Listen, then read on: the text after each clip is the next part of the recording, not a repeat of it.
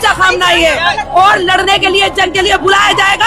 हम मरने के लिए तैयार है अपनी शहादत देने के लिए। बदला लेगा कभी? लेंगे, बेशक लेंगे, बच्चा लेगा। अगर ईरान बुलाएगा तो हम तो जरूर जाएंगे ईरान की तरफ से। ईरान जाएंगे जरूर, लड़ने के लिए जाएंगे, बिल्कुल। अपनी शहादत देने के लिए तैयार है, हमारा बच्चा मरने के लिए तैयार है। मोहब्बत करने वाले थे, सबसे इंसान थे, इंसानियत का रास्ता सिखाते थे सबको। किसी पे जुल्म नहीं किया कभी। ये सब ताना चाहिए।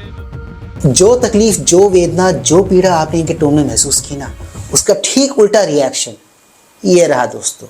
ये भी खूब वायरल है। Ukrainian happy, Lebanese happy, Iraqis happy, Syrian happy, and who's not happy? Only so few Indians and Pakistanis. कुल मिलाकर मिक्स रिएक्शन से देश दुनिया में इस युद्ध को लेकर। और एक बात, इस युद्ध ने कईयों की प्रायोरिटी को एक्सपोज कर दिया है, जैसे कि मेरी तरफ से चेतावनी अमेरिका इजराइल दोनों की वो हद में रहे। ये जो आंखें उन्होंने दिखाई हैं, अगर किसी को गलतफहमी हो कि वो हमारी मिट्टी है, हमारे लोग तरफ आंख उठा देगा, तो हम ऐसी ईंट से ईंट बजाएंगे। इनकी भी तो मजबूरी है साहब, इनको भी तो अपने वोट बैंक को खुश रखना है, खुश करना है। सो कर रहे हैं, उनके गम में शरीक होकर वो भी मातम मना रहे हैं अपने सहयोगी दल की तरह, जो एक पर्टिकुलर समुदाय को ये बताने में लगे हुए हैं, हम आपके साथ हैं, आप हमारे हो, आप हमारे वोट बैंक हो, आप हमारे लिए इम्पोर्टेंट हो।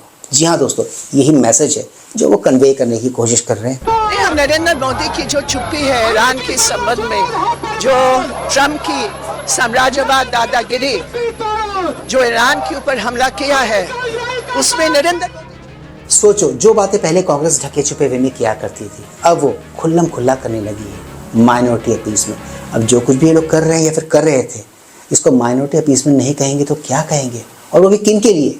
इनके लिए। मोदी जी अभी इजराइल जाकर के मिल के आए थे, इजराइल को जो है बताया था। हम मोदी को नहीं जानते, हमारे रहबर खामनाई थे और खामनाई रहेंगे। इसकी वफादारी सिर्फ इसके खून के प्रति है। Please like, share, subscribe and high पर यूट्यूब चैनल, ताकि हम ऐसे कंटेंट्स बनाते रहें और हमारा ये कंटेंट ज़्यादा से ज़्यादा लोगों तक पहुँचे। तो दोस्तों, ज़्यादा वक्त न गवाते हुए let's go back to the topic. हम ये बात बहुत ही अच्छे से जानते हैं कि हमारे पड़ोस में जो युद्ध चल रहा है, उसका फ़ायदा भाजपा से ज़्यादा हमारे देश का विपक्ष उठाने में लगा हुआ है। इनफैक्ट उठा रहा है कि किसी के गम को और इजहार गम को रोका नहीं जा सकता है। हाँ, ये बात जरूर है कि प्रधानमंत्री अपना ऊंचा नीचा देख लें और देश हित में सोच लें कि उनको कहाँ पर आवाज उठानी चाहिए, कहीं भी कहाँ नहीं उठानी चाहिए। और आर्य जी की एक बात और मेरी बिल्कुल समझ में आई, उन्होंने कहा कि क्या हमारे प्रधानमंत्री के कहने से क्या ट्रंप रुक जाएंगे? अरे ट्रंप के कहने से प्रधानमंत्री जी रुक गए इंडिया पाकिस्तान की वॉर में। उनका खुद का आधिकारिक बयान था कि उनकी मुदाखलत के बाद इस जंग को बंद किया गया। तो वो इतनी हैसियत नहीं रखते, मुझे भी मालूम है। शहबाज जिंदा बच गया। ट्रंप ने बोला कि शहबाज बच गया, वो मर जाता शहबाज, 3.5 करोड़ लोग मर जाते, ये ट्रंप ने बोला। भारत तो मार देता पाकिस्तान के 3.5 करोड़ लोगों को। ये भी आपको क्या, हम सब लोगों को ये बात मालूम है कि बहुत अच्छे रिश्ते रहे हैं ईरान से, और पाकिस्तान और ईरान के कभी भी ताल्लुकात बहुत अच्छे नहीं रहे, ये आपको भी मालूम है और सब जानते हैं इस बात को लेकर के।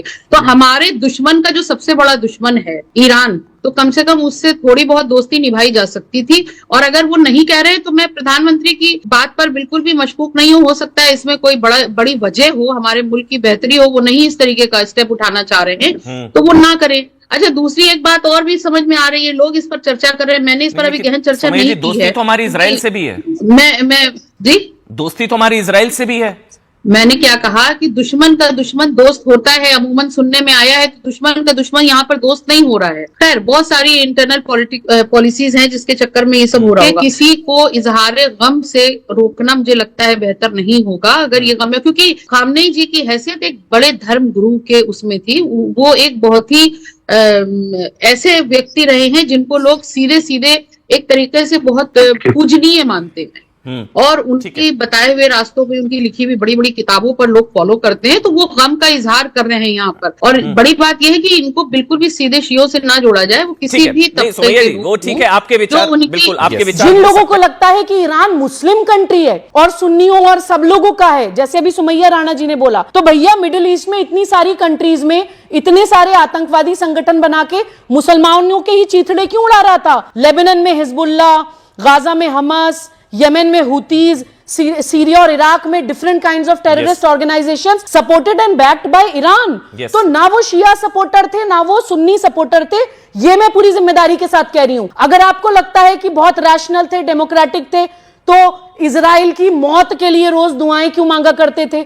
आप उनको हजरत अली से कंपेयर कर रहे हैं। तो लॉजिक सुन लिया आपने इन मोहतरमा का। वो तो गनीमत है डिबेट पे अमन चोपड़ा, फैज साहब और सुबुई खान मौजूद थे, वरना ये तो अपना नैरेटिव पूरी तरह सक्सेसफुली चला डालती। और ऑलमोस्ट इन्होंने चला भी दिया था। वो तो इन्होंने काउंटर ऐसा दे दिया कि मैडम के पास जवाब नहीं था, इनका मुंह इत्तू सा हो गया था। सुबुई खान ने जो भी इंफॉर्मेशन दी, उस इंफॉर्मेशन को सुनकर सुमैया राणा जी का जो रिएक्शन था ना, वो ज़रा अजीब था। या तो ऐसा रिएक्शन इंसान तब देता है जब उसको इन्फॉर्मेशन के बारे में पता ना हो, जो इन्फॉर्मेशन में बातें कही गई थी, और या फिर वो पता नहीं करने की एक्टिंग कर रहा हो। कौन सा वाला था ये मैं आपके समझ, आपके बुद्धि, आपके विवेक पर छोड़ता हूँ। इस इंटायर मुद्दे को लेकर सुमैया राणा और उन जैसे जितने भी लोग जो हमारे इस देश में रहते हैं, खाते यहाँ पर हैं बट गाते कहीं और का है, बजाते कहीं और का है।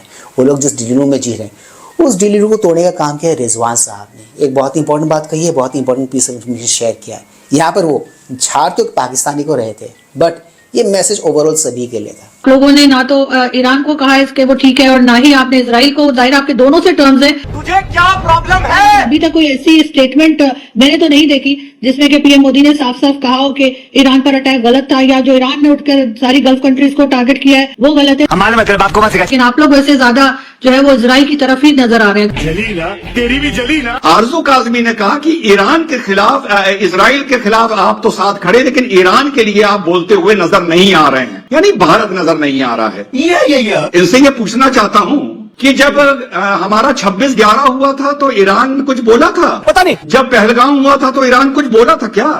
मैं क्या बताऊं? पुलवामा हुआ था तो ईरान के कुछ दर्द हुआ था क्या? क्या उसने पाकिस्तान को फटकार लगाई थी क्या? अरे मैं क्या बताऊं? मैं नहीं लगाई थी। आप पाकिस्तान में बैठ के हमें समझाने वाली कौन होती है कि हमें क्या बोलना चाहिए और क्या नहीं बोलना चाहिए? ये बड़ी अच्छी बात कही है। तो हमारी परेशानियों में ईरान ने आंसू नहीं बहाए। आज जियोपॉलिटिक्स के हिसाब से हम उसकी परेशानियों में आंसू नहीं बहाएंगे।